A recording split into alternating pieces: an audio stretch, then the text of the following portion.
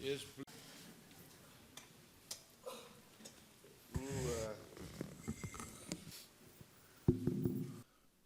Ladies and gentlemen, good afternoon.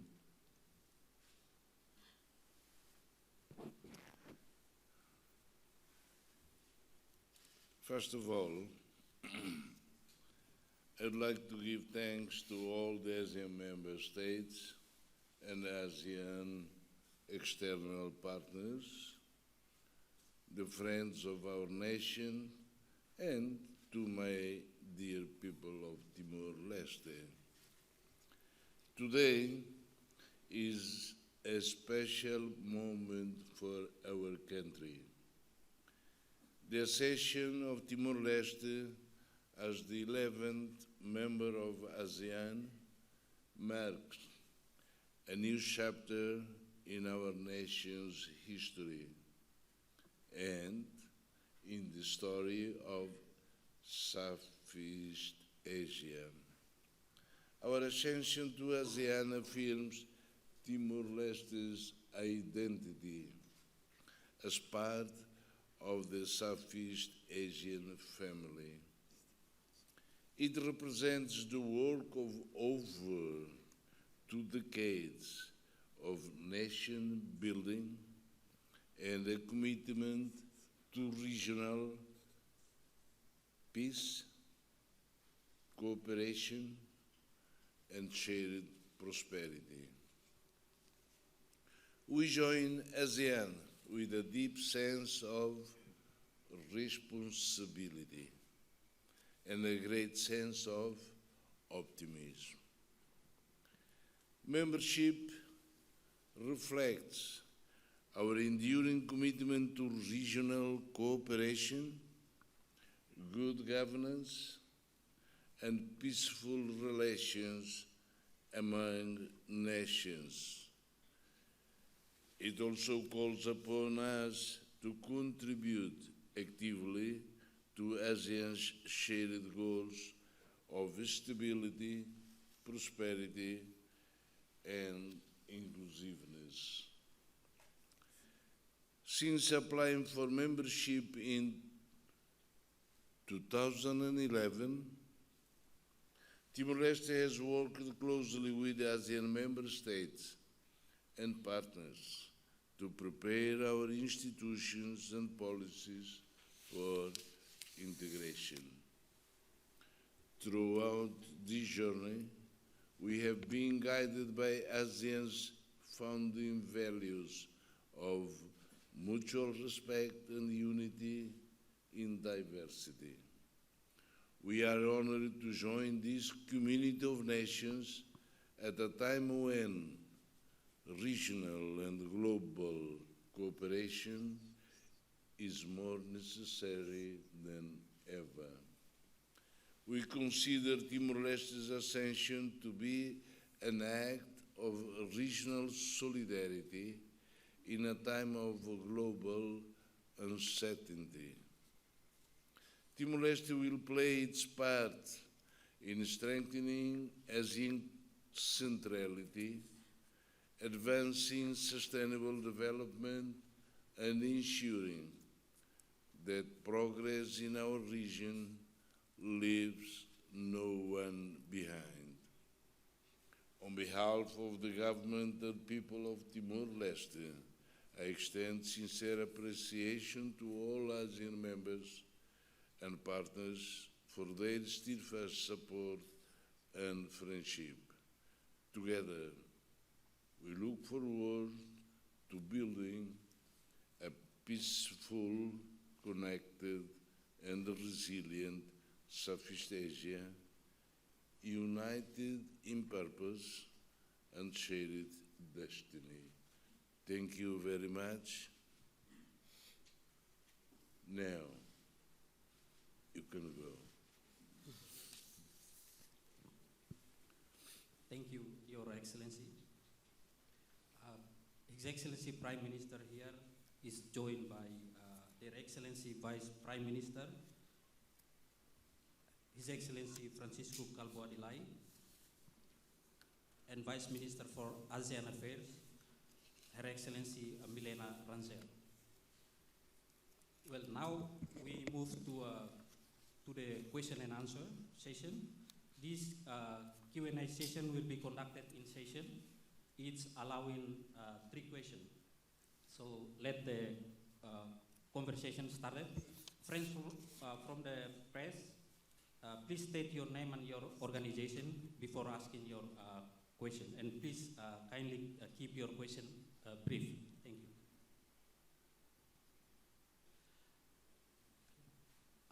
I'll start it with one from the right, and then one from the middle, and then one from the left-hand side. Maybe, yes, please. Thank you. Lian Chu, Sputnik, Russia. I have a question for you. Which sector of corporations do you believe will benefit most from Timor-Leste ASEAN membership? What? Benefit. Benefit. ASEAN. Beneficial.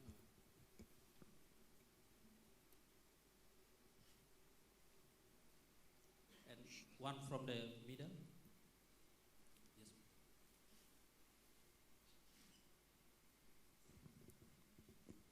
Hi, Melissa from Malaysian Media. So my question is, ASEAN's energy transition calls for credible decarbonization.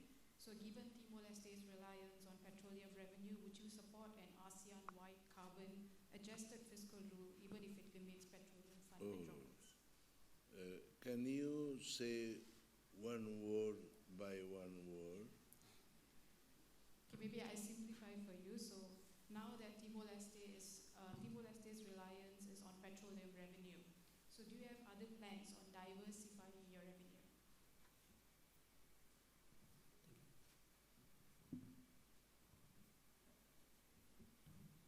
Hi, I'm Vignesh from the Malaysian National Youth Agency. So, firstly, congratulations on getting official membership. Is there any celebration or symbolic gesture to celebrate the official membership?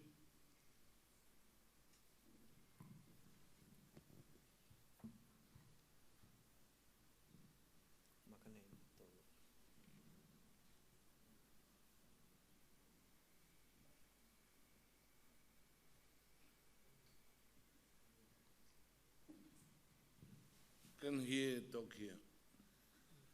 Come here and talk here.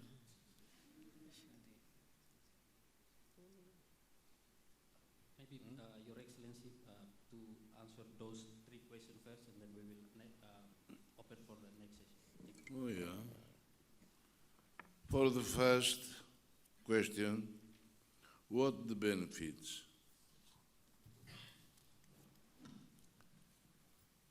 You know, we are a very young nation. We are 23 years old.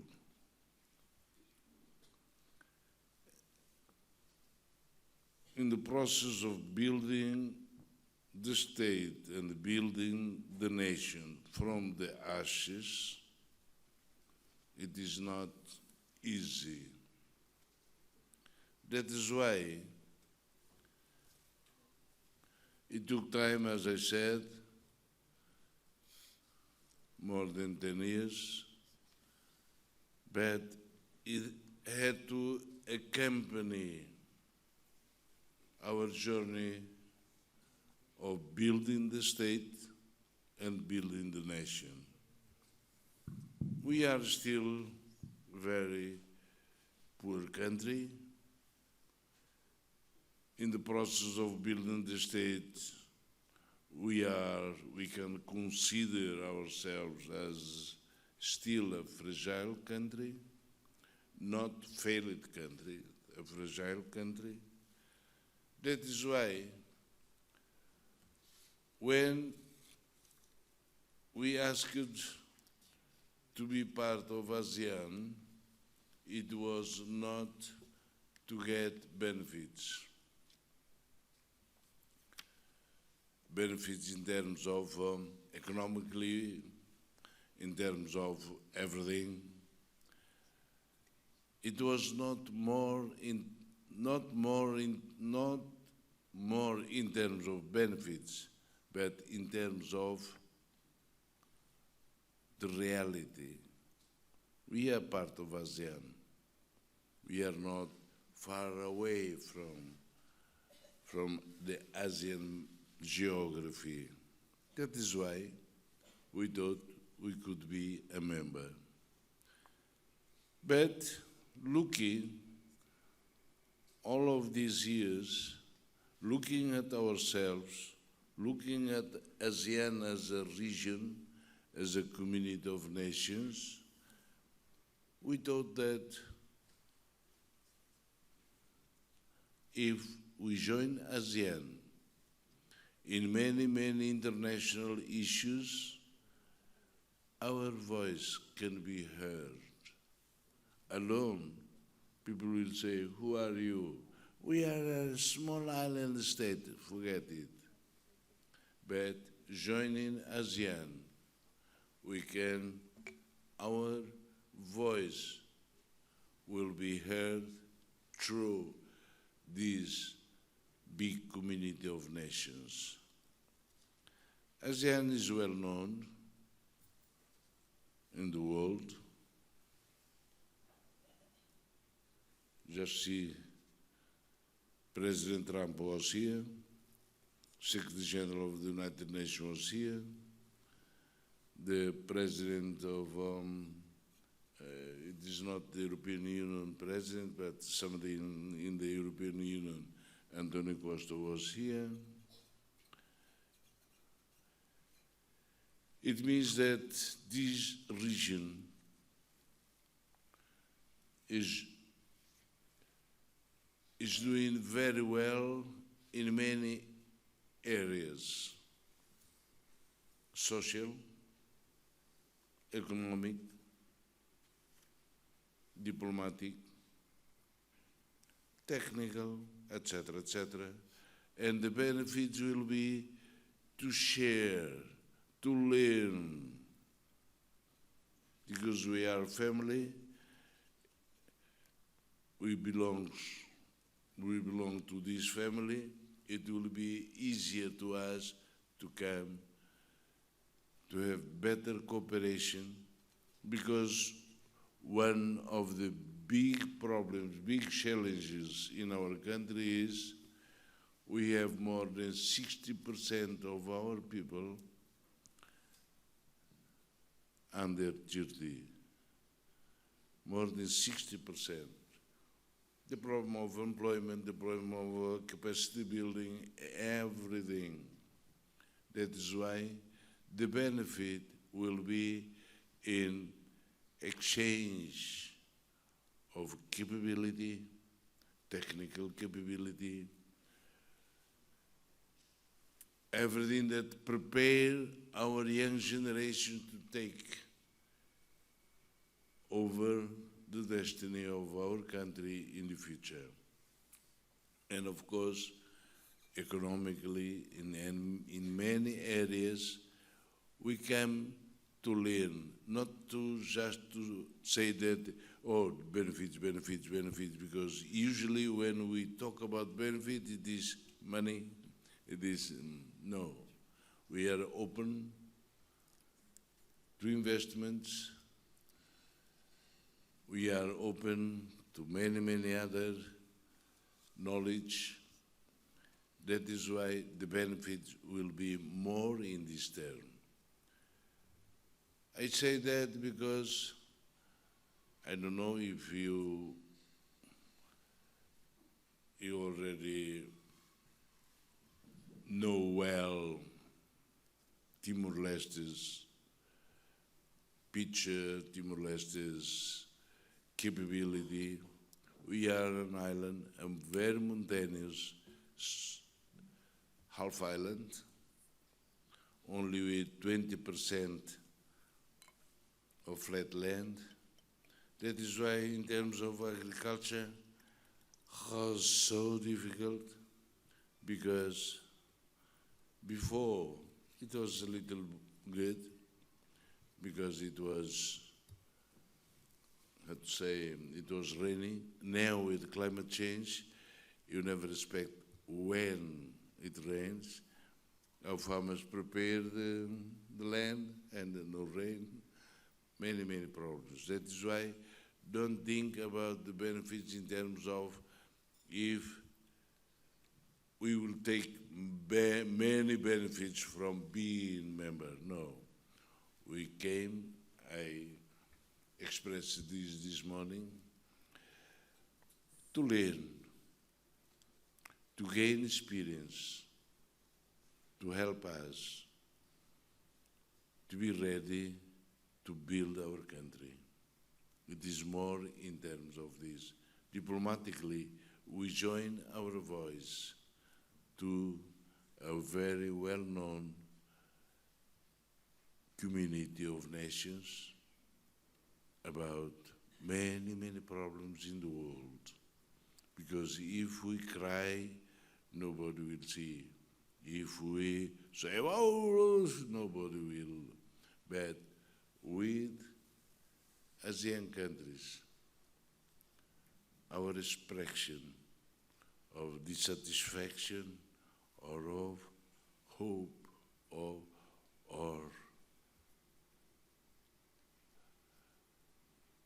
happiness will be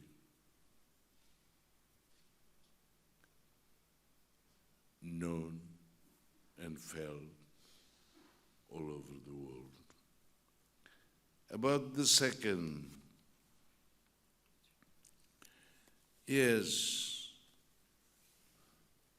I have to say that you are right, Madam. It was a Madam, no? Yes, you are right. We are very dependent on oil. But I have to tell you, Madam, that luckily,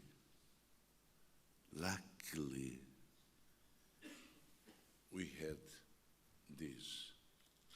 Because Timor-Leste is a member of an intergovernmental organization called G7+.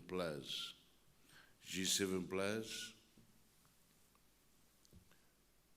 in the Middle East, in Asia, especially in Africa, in Caribbean, in the Pacific also.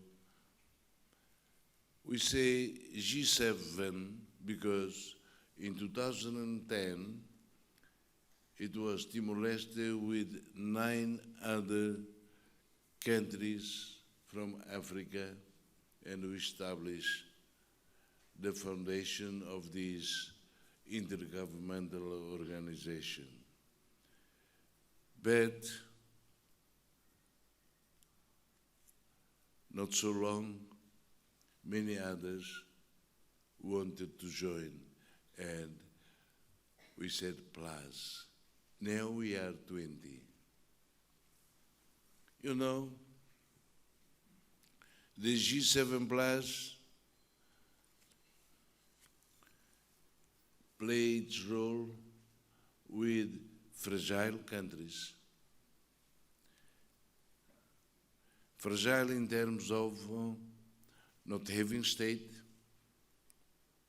no democracy, no rule of law, or in conflict, in or post-conflict.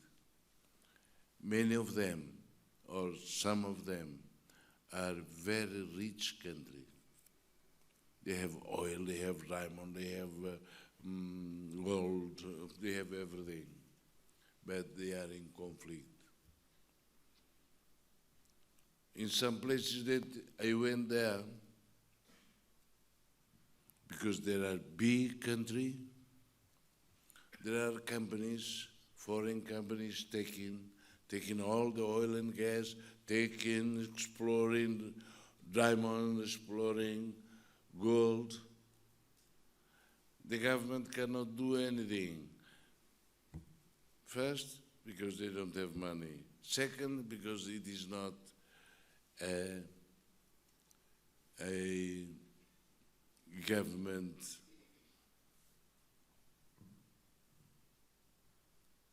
with a system.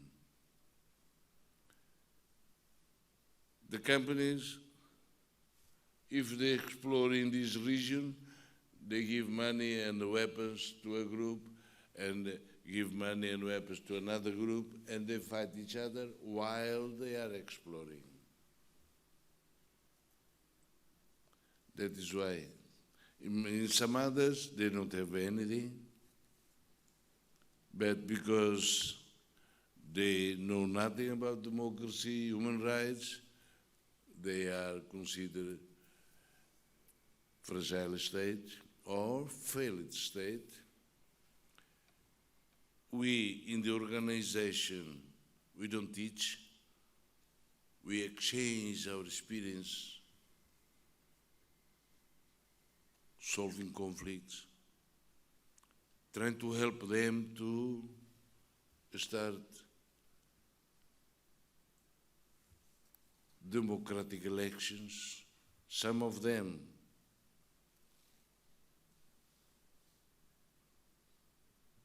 after 40 years of independence, we went there to help them to have the first ever free and democratic elections. I say that because no money, nothing. And that is why we are very, very lucky to have this petroleum fund. But it demands to us to know how to expand, not to just wasting the money. That was why I don't remember, but maybe Finland that helped us. Norway helped us in the beginning of our independence to get a good, very good system on how we spend the money of petroleum fund. And in 2016, we were very proud of being the first in all Asia, the fourth in the world, to accomplish the criteria of EITI, Extractive Industry Transparency Initiative.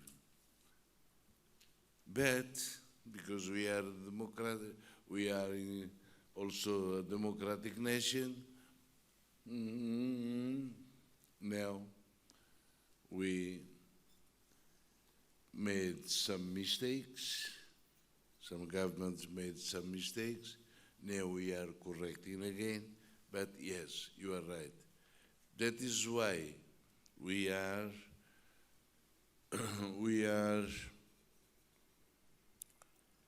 not only trying to continue to produce, because the how to say, my English is not so good, and Campo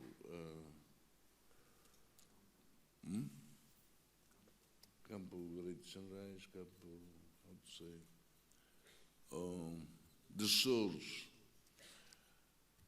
from the current one stopped already. Now we are trying to get another one, but in the same time we are going to push the economy, trying to help the youth, especially and the farmers, to start the micro small and medium enterprise by giving credit and trying to start pushing the economy. Yes, many things about the economy. As I said, when we started, when Susilo Bama Yudhoyono, when I told him that we would like to be part of ASEAN, and he announced it, yes, Indonesia support your intention. From that to now, you can see, you can say, oh, so long. Yes, very long, because it is not easy to deal with the problems of job creation, the problems of now that facing the climate change, we cannot be sure of producing this or producing that. Being member of ASEAN, the benefit, the first question was what the benefit? Yeah. We are simultaneous. If we produce 1 kilo of rice, Indonesia, Malaysia, Cambodia and others will produce 50 tons of rice. If we produce 1 kilo of something, the other will produce. That is why it is not to get benefits. It is to have the door open to us to learn and to do, to be self-sufficient, because we cannot just think that coming to join ASEAN, we will get all the benefits. No. First, we have to learn more.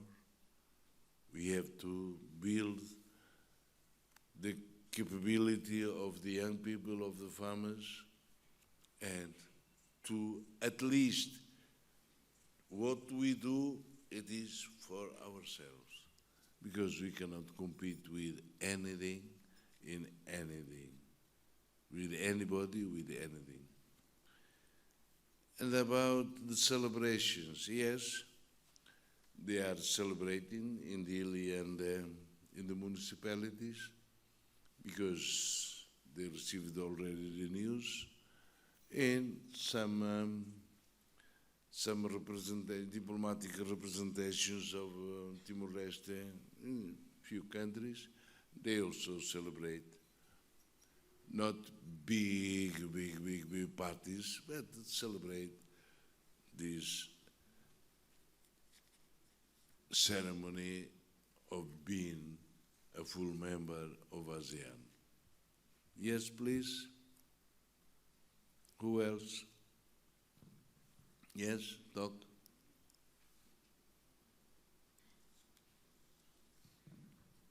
Oh. Your Excellency, Hamza from Prime Media World, UK. Your Excellency, as the population of Timor-Leste is 65% almost, is a young population, and of course the education is one of the important sectors to grow the economy, and Timor-Leste is other sectors. So what is the government is ensuring the new policies and transparencies in embracing innovative ideas in the education system? I don't know. What your question is? Yeah. What the government's plan to ensure transparency and openness in embracing innovative ideas within the education system? Furthermore, what strategic reforms do you envision to transform the education framework so that students are better prepared to acquire advanced knowledge? What? Policy. We want the government policy to help the young people, because we have a lot of young people in the country, so the policy from the government to make sure that the young people Any other? Oh, this lady. Hi, sir.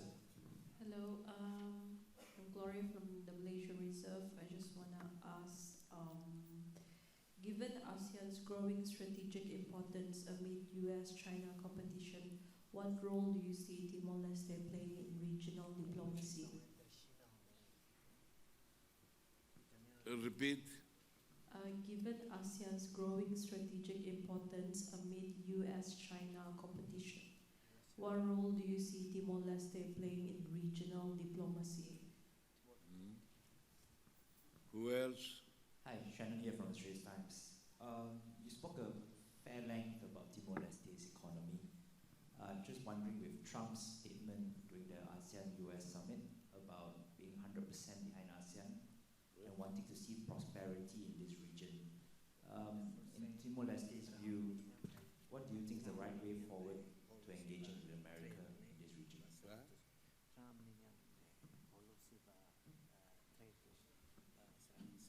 Trade.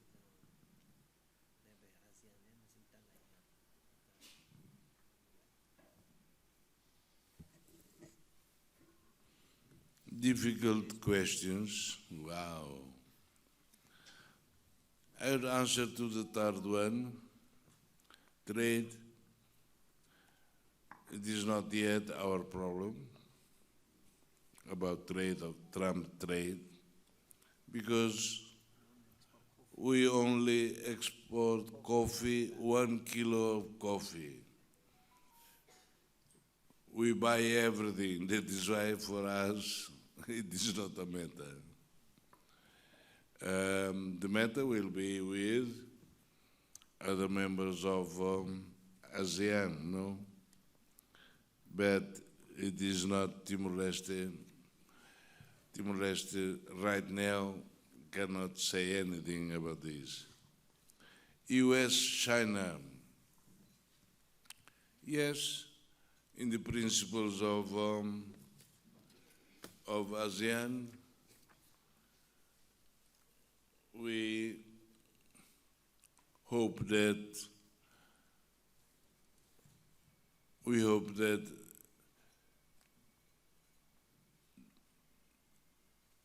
the world trade must not be led by competitionism, etc., etc. For ourselves, Timor-Leste, we don't see anything special, if we can say that, because we don't have too much. We are so poor country that we are not buying all of these things but for ASEAN, that is why I told you before, we want to join our voice to ASEAN voice. We cannot have a different voice when we are member of ASEAN. That is why, for us, solve this, and I believe that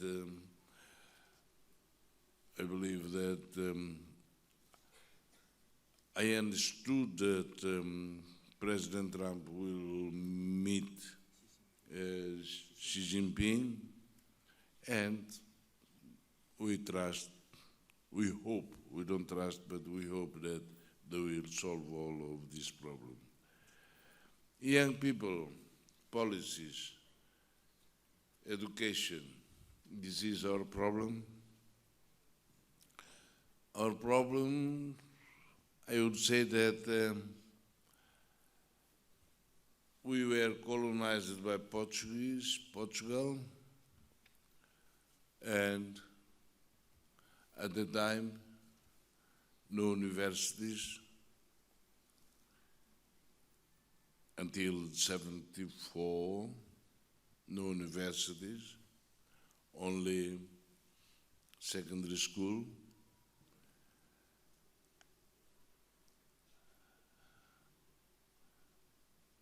No many people going to school,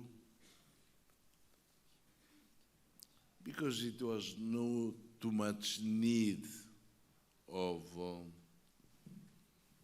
good people coming from school, because no job, nothing. And being a Portuguese colony, we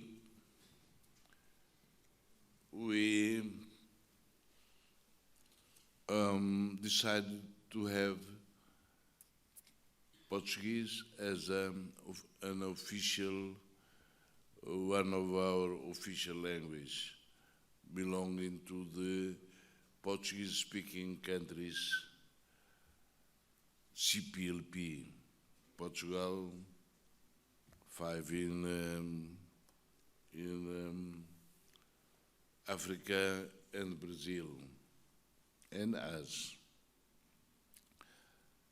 The problem was that during 24 years of struggle, the Indonesian killed everybody that used to speak Portuguese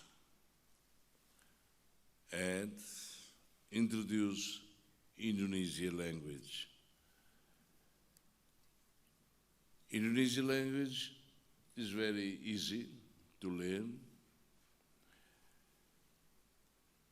and the policy was, who doesn't speak Indonesian language is a traitor, and everybody speaks Indonesian language. When we became independent, it was so difficult to make an education system in our own, how to say, policy, Portuguese, and we try to make this system to